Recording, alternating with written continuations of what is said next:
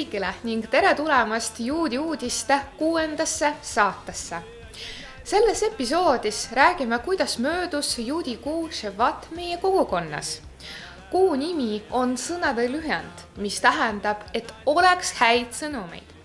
Ja juudi uudised ongi sellised, mis toovad häid sõnumeid ja kindlasti rõõmustavad. Selles episoodis räägime järgmistest sündmustest. Mihhail Lazarevitš Bronsteini mälestuspäev, Jääle fondi konverents Küprosel, inspiratsiooni õhtu 2 rabi auks, Tubishvati püha tähistamine, rabisaadikute konverents New Yorgis, noorte šabaton Sitiin Times Square peaväljakul ja juudi rõimulaeng märtsiks ehk kadaliks. Selle episoodi pühendame Eesti Vabariigi sünnipäevale. 24. veebruaril sai Eesti 105-aastaseks. Andku Jumal, et oleks pea kohal rahulik taevas ning elanikud edukad ja õnnelikud. 23. jaanuaril möödus 100 aastat silmapaistva akadeemiku Mihhail Lazarevitš Bronsteini sünnist, kes oli otseselt seotud Eesti Vabariigi tugeva oleviku ja tuleviku rajamisega. Päev varem peeti akadeemiku abikaasa auks Beit Bella nime saanud Tallinna sünagoogisaalis tema jubeli pühendatud mälestuspäeva. Selles osalesid akadeemik Bronsteini pere, kolleegid ja sõbrad, õpilased ja austajad, aga ka Tallinna sünagoogi pühapäevakooli õpilased. Mihhail Lazarevitšile meeldis väga muusika, nii et tervituste ja meenutuste vahel kõlasid kaunid muusikanumbrid. Selliseks inspireerivaks ja võimsaks on Mihhail Lazarevitši elukäigu näide. Juudi hariduse ja kasvatuse üks peamisi reegleid on alati lähtuda lapsest, tema iseloomust ja omadustest ja veel üks peamistest reeglitest on käia alati ajaga kaasas, andes edasi olulisi asju. Just juudi hariduse oleviku ja tuleviku küsimustele oli pühendatud Küprosel toimunud rahvusvaheline ja Elifondi palju tõotav konverents. 23. kuni 26. jaanuarini kohtusid juudi kogukondade rabid, koolide direktorid ja professionaalsed õpetajad 28 riigist ja 5 kontinendilt. Tegemist oli teema käsitlevate loengute ja töötubade maratoniga ning osalejad said oma tööks praktilisi tööriistu. Meie kogukonda esindas Eesti pearabi Shmuel Kott, kes pidas loengut väljakutsetest, millega puutuvad kokku juudi pered, juudi hariduse küsimustest tänapäeval ja nende ülesaamisest. Te juba teate, kallid vaatajad, et iga nädala teisipäeva õhtuti kohtuvad juudi naised Kollel Torah tundides. Ja teisipäeval 31. jaanuaril kogunesid 10. Shevati 2 rabi päeva auks peetud Farbrengenil nii naised kui ka mehed laua taha. Peaosalejate kõned kõlasid südant ja hinge paljastavalt. Hea programm oli ka lastele. 5. veebruaril tähistas meie kogukond Tubishvati.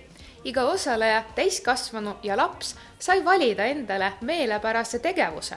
Loengud Tubishvati püha kohta heebrea, vene, inglise ja eesti keeltes, kulinaarsed, loomingulised ja lilletöötoad ja improviseerimised.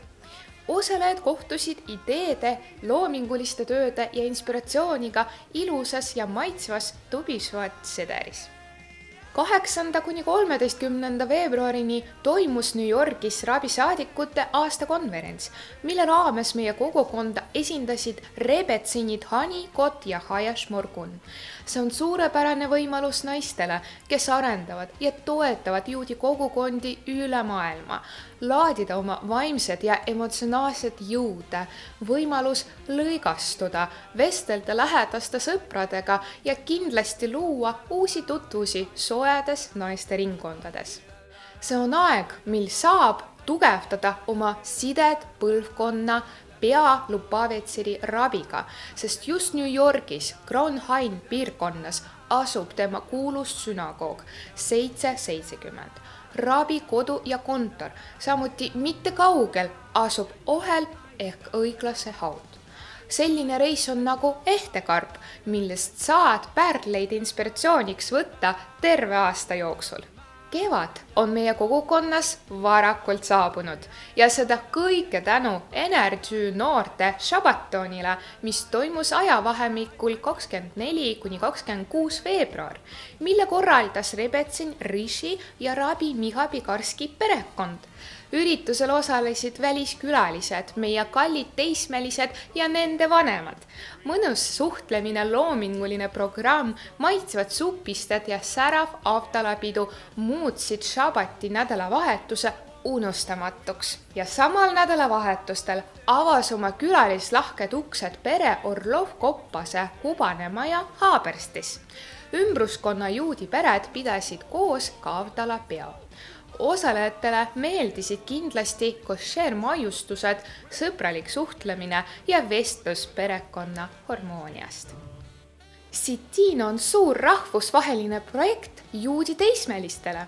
Sel aastal liitus projektiga ka Eesti ja sai 700 jubelikluubiks. Seetõttu said 22. ja 27. veebruarini toimunud Shabaton Sitiinil meie aktiivsed osalejad Noa ja Adas Bereznitski esineda New Yorgi Times Square peaväljakul.